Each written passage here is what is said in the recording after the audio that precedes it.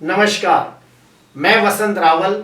हमने पिछले वीडियो में स्टडी किया था कि धनु लग्न की कुंडली के अंदर लग्नाधिपति गुरु, पंचमाधिपति मंगल और भाग्याधिपति सूर्य, ये तीनों तीन कुंडली के कारक ग्रह हैं।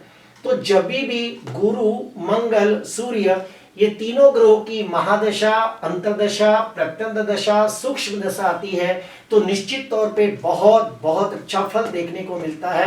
सिर्फ शर्त यह है कि ये कुंडली के अंदर शुभ स्थिति में होने चाहिए। उसके बाद हमने स्टडी किया था कि धनु लग्न की कुंडली के अंदर शनि और शुक्र ये दोनों कुंडली के प्रबल मारक हैं। तो जब भी शनि और शुक्र की महादशा, अंतर्दशा, प्रत्यंत दशा, सूक्ष्म दशा आएगी तो बिल्कुल अच्छा फल देखने को नहीं मिलता है। उसी प्रकार बुध और चंद्र ये दोनों समग्रह हैं। तो जब भी बुध और चंद्र की महादशा, अंतर्दशा, प्रत्यंत दशा, सूक्ष्म दशा आएगी तो मध्यम फल देखने को मिलता है। अभी रह गए राहु और केतु। जो राहु और केतु है उनकी प्लेसमेंट देखने के बाद निर्णय लेना चाहिए कि राहु केतु का फल कैसा मिलेगा। राहु केतु कौन सी राशि में बैठे हैं, कौन से भाव में बैठे हैं, कौन से ग्रहों के साथ युति प्रतियुति कर रहे हैं, ये सब देखने के बाद राहु केतु का प्रेडिक्शन करना चाहिए। अभी मैं आपको एक खास बात बताता हूं कि मेरे काफी सारे क्लाइंट मेरे को बोलते हैं कि पंडित जी हमारी कुंडली के अंदर लग्नाधिपति, पंचमाधिपति, भाग्याधिपति जैसे शुभ ग्रह, कारक ग्रह की महादशा आने के बावजूद हमें उसका शुभ फल देखने को नहीं मिलता। तो ऐसा क्यों होता है उसके ऊपर एक खास वीडियो बनाइए। तो मैंने ये वीडियो उन्हीं के लिए बनाया है कि कारक ग्रह की महादशा का अच्छा फल क्यों नहीं मिलता। तो उसके लिए मैंने एक कुछ खास नियम बनाए हैं कि कारक ग्रह की महादशा का फल अच्छा कब मिलता है और बुरा कब मिलता है, तो वो मैं आपको बताने जा रहा हूं। तो सुनिए, अगर कुंडली के कारक ग्रह स्वगृही या मित्र क्षेत्री या उच्च के होकर केंद्र में या त्रिकोण में बैठे हो या फिर दूसरे या 11वें भाव में बैठे हो तो कारक ग्रह की महादशा का बहुत अच्छा फल देखने को मिलता है। ठीक उसके विपरीत अगर कुंडली के कारक ग्रह तीसरे, छठवें, 8वें और 12वें भाव में बैठे हो तो कारक ग्रह की महादशा का फल अच्छा नहीं मिलता, या फिर यह कह सकते हैं कि उसके शुभ फल में कमी आते देखी गई है। उसके बाद दूसरा नियम कि कारक ग्रह अगर खुद के नक्षत्र में बैठे हो या मित्र ग्रह के नक्षत्र में बैठे हो तो कारक ग्रहों की महादशा का बहुत अच्छा फल मिलता है। और अगर कुंडली के कारक ग्रह शत्रु नक्षत्र में बैठे हो तो उसके शुभ फल में कमी आते देखी गई है, या फिर उसके शुभ फल में कम हो जाता है शुभ फल।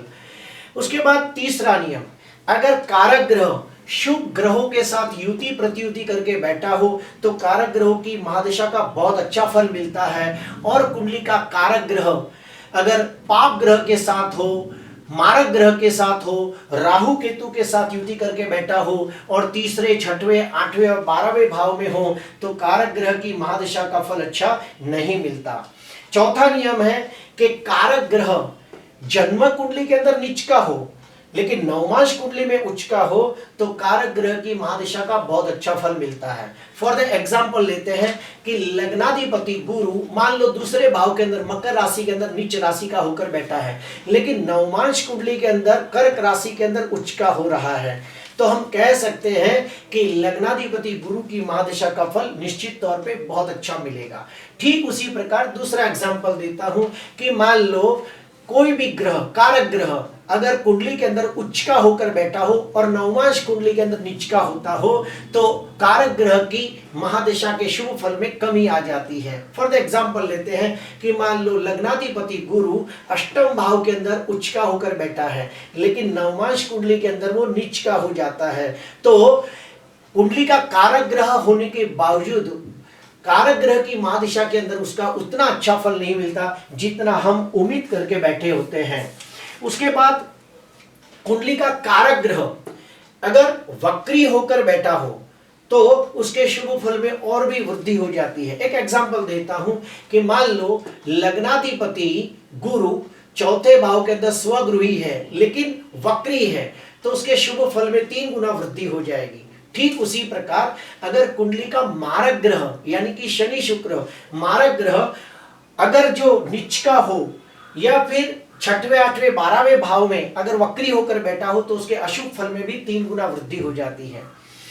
अगर कुंडली का कारक ग्रह वर्गोत्तमी हो तो भी बहुत अच्छा फल देता है। अभी वर्गोत्तमी क्या होता है तो ध्यान से देखना, लग्नाधिपति गुरु, मान लो एक एग्जांपल लेते हैं कि लग्नाधिपति गुरु चौथे भाव में बैठा है और नवमांश कुंडली में भी चौथे भाव में बैठा है तो इसे वर्गोत्तमी कहते हैं। यानी जन्म कुंडली में भी चौथा भाव और नवमांश कुंडली में भी चौथा भाव, तो इसे भाव वर्गोत्तमी कहते हैं।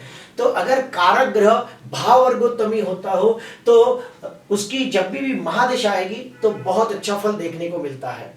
ठीक उसी प्रकार राशि वर्गोत्तमी होता है कि मान लो कोई कारक ग्रह जन्म कुंडली के अंदर जो राशि में है, नवमांश कुंडली में भी वही राशि में है तो बहुत अच्छा फल मिलेगा। एक एग्जांपल देता हूं कि धनु लग्न की कुंडली के अंदर सूर्य नवम स्थान के अंदर सिंह राशि में बैठा है और नवमांश कुंडली में भी सूर्य सिंह राशि का ही है तो हम बेझिझक कह सकते हैं कि सूर्य की महादशा का बहुत अच्छा फल देखने को मिलेगा। ठीक उसी प्रकार दिग्बली होते हैं, जैसे कि मान लो यहाँ पे गुरु प्रथम भाव में गुरु दिग्बली होता है, जैसे कि मान लो दसम भाव के अंदर मंगल और सूर्य दिग्बली होते हैं, सप्तम भाव के अंदर शनि दिग्बली होता है, चौथे भाव में चंद्र शुक्र दिग्बली होते हैं। तो अगर कुंडली का कारक ग्रह दिग्बली होकर बैठा हो तो भी वो ग्रह की महादशा का बहुत अच्छा फल मिलता है। ठीक उसी प्रकार और एक नियम है कि अगर कारक ग्रह दो शुभ ग्रहों के बीच में हो तो उसे शुभ कर्तरी योग बोलते हैं। तो कुंडली का कारक ग्रह अगर शुभ कर्तरी योग में हो तो उसकी महादशा के अंदर बहुत अच्छा फल मिलता है। ठीक उसके विपरीत अगर कुंडली का कारक ग्रह पाप कर्तरी योग यानी दो पाप ग्रहों के बीच में बैठा हो तो उसके शुभ फल में कमी आ जाती है।